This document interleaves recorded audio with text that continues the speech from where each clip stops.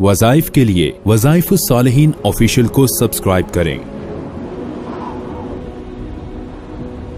وظائف الصالحین آفیشیل۔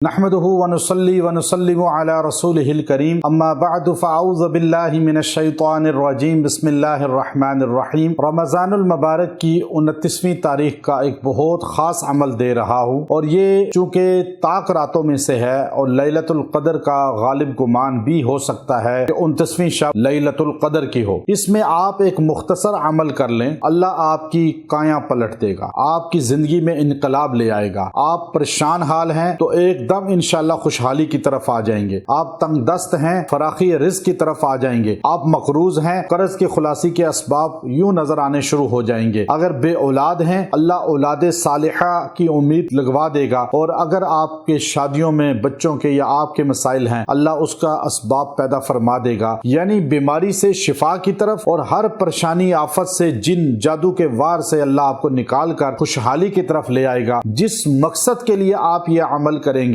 اس لیے کہ طاق رات ہے، اور آپ دل سے خشوع خضوع کے ساتھ دعا کریں، اللہ سے مانگیں، اور اللہ آپ کی فریاد سنے گا۔ لوگ سوچتے ہیں کہ یہ قرآنی الفاظ ہمیں بتاتے ہیں اور یہ فلاں ڈیز میں پڑھیں، فلاں رات کو پڑھیں، تو کیا ان کی کوئی سند ہے کہ اس کو پڑھنا چاہیے ان دنوں میں؟ یہ دلیل ہے؟ ویسے ہی بغیر دلیل کے بتا رہے ہیں، ذہن میں رکھ لیں۔ دلیل اس چیز کی ہوتی ہے، اگر میں آپ کو منتر بتاؤں، اگر میں آپ کو ادھر ادھر کی کہانیاں سناؤں، اگر میں آپ کو کچھ اور انسانوں کی لکھی ہوئی کتابوں سے واقعات سنا کے آپ کو کہوں یہ پڑھو، وہ الفاظ جن کا معنی نہ پتا ہو، جس میں شرک ہو، جس میں کفریات ہوں، ان کے لیے تو آپ دلیل پوچھیں تو بات بنتی ہے، پھر آپ کا ایمان مضبوط ہے۔ لیکن جب میں آپ کو صرف قرآنی الفاظ بتا رہا ہوں، اور آگے کس ٹائم پڑھنا ہے، وہ معالج جو ہوتا ہے، جو اس فیلڈ میں ماہر ہوتا ہے، وہ اس میں آپ کی جسم کی اور آپ کے معاشرے کی بیماریوں کو دیکھ کر وہ بتاتا ہے کہ جی آپ نے اس لمحے یہ پڑھنا ہے۔ جیسے صحابی نے سانپ کے ڈسے ہوئے پر سورہ فاتحہ پڑھی،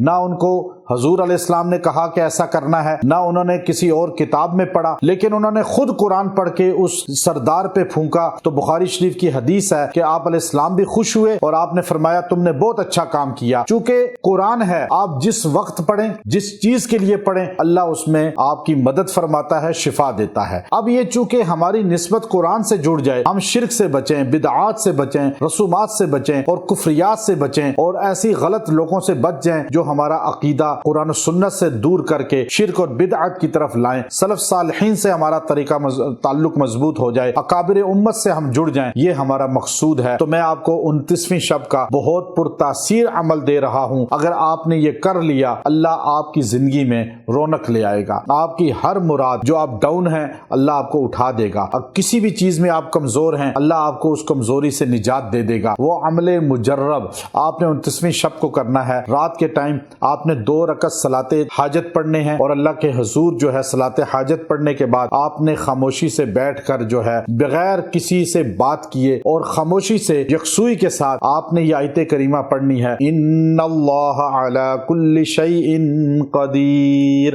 اس کو آپ نے 111 بار پڑھ کے دعا کرنی ہے، اللہ کے حضور رو کے مانگنا ہے، جو حاجت ہے اس کے لیے دعا کرنی ہے، اللہ وہ حاجت بھی پوری کرے گا، وہ مراد بھی پوری کرے گا، اللہ آپ کی کایاں پلٹ دے گا، کیونکہ اللہ ہر چیز پر قادر ہے۔ کوئی بندہ نہیں آپ کو دینے والا، کسی بندے سے امید نہ رکھیں، مخلوق سے نہ رکھیں، ساری مخلوق محتاج ہے، اللہ خالق ہے، اللہ قادر ہے۔ تو آپ اس آیت کریمہ کی طاقت دیکھیں گے، اور جب آپ کو ضرورت ہو آپ یہ چند بار پڑھ کے دعا کریں گے، اللہ آپ کی مراد پوری فرمائے گا۔ وآخر دعوانا ان الحمد للہ رب العالمین۔